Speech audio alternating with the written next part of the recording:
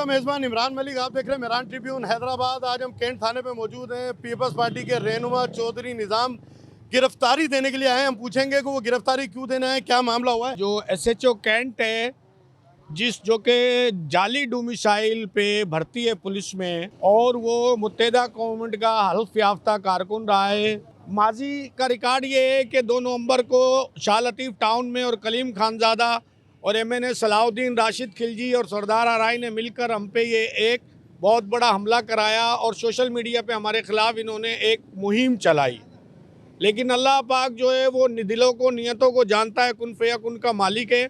उसने हमारी मदद फरमाई। एसएसपी हैदराबाद साहब अमजद शेख साहब ने मेरिट पे इंक्वायरी करके मेरी फरियाद में एफआईआर दाखिल की।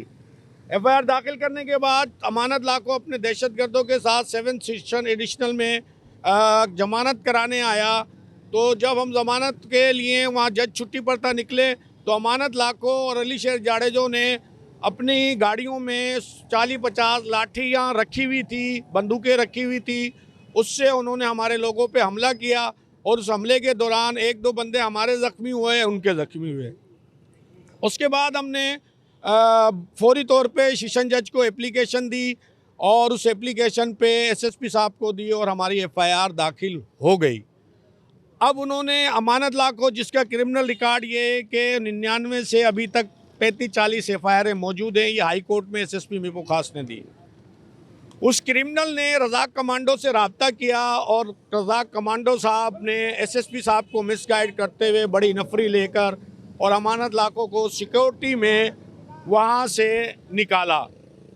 और उसके बाद हमारी एफआईआर का जब आर्डर हुआ तो रज़ाक कमांडो साहब ने हमें 4 दिन लगा दिए, हमारी एफआईआर दाखिल नहीं की। फिर एसएसपी हैदराबाद ने उस पर भरपूर एक्शन भी लिया, लेकिन उसके बावजूद हमें 2 लाख रुपए उसको देना पड़े। और उसके अंदर उसने हमारी एफआईआर तो ज़रूर दाखिल की, लेकिन जब वो आयो असद चन्ना, अरसलान चन्ना, जो कि अलाबख्श चन्ना मरहूम शहीद का भतीजा है, बेटा है सॉरी, और जब उसको पता चला कि ये सलामत लाखों इस एफआईआर में जवाबदार है, जो इंस्पेक्टर अलाबख्श चन्ना शहीद के कत्ल में मुलविस है, उसकी शहादत में मुलविस है, तो उसने मेरे अपने एफर्ट्स पे फौरी तौर पे एसएसपी साहब से परमिशन ली आउट ऑफ डिस्ट्रिक्ट गिरफ्तारी करने की। और वो परमिशन आज 3 दिन हो गए जो कि यहाँ पड़ी हुई है। और एसएचओ कैंट ने डिस्ट्रिक्ट आउट अरसलान चन्ना को न जाने के एवज 10 लाख रुपए अमानत लाखों से लिए। और आज भी सलामत लाखों इन एफआईआरों में रुपोश है और रज़ाक कमांडो को कोई और नज़र नहीं आया। उसके बाद अमानत लाखों ने एक भाई से एक ही जुर्म की दूसरी कराई, जिसकी हमारी भी कंटेम्प्ट आज लगी हुई थी और उन्होंने भी कंटेम्प्ट की।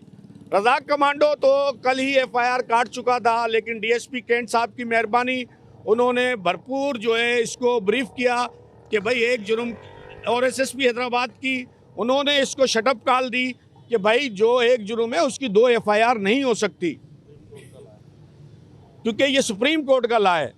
फिर रात को रज़ाक कमांडो के जो मेहरबान बड़े मुंशी हैं आबिद साहब, राणा आबिद, उन्होंने रात रज़ाक कमांडो की नीयत और दूसरे दोस्तों ने मुझे बता दी थी, और उसके हमारी एफआईआर दाखिल ना करने के रज़ाक कमांडो ने 5 लाख रुपए मांगे।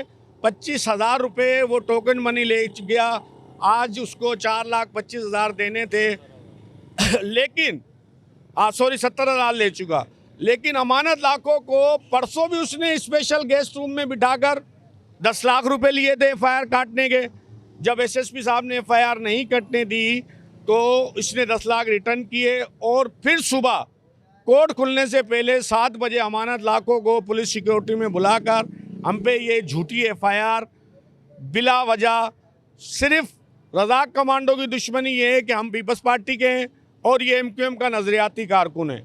एमएनए सलाउद्दीन बकौल रज़ाक कमांडो के उसको तंग कर रहा है, राशिद खिलजी तंग कर रहा है कि चौधरी निज़ाम और उसके बेटे पे एफआईआर डालो। तो हम अभी कैंट थाने पे आए हैं कि हमें गिरफ्तार करके एसएसपी साहब, डीआई साहब इस केस की इंक्वायरी करें और रज़ाक कमांडो को फौरी कैंट से सस्पेंड करें।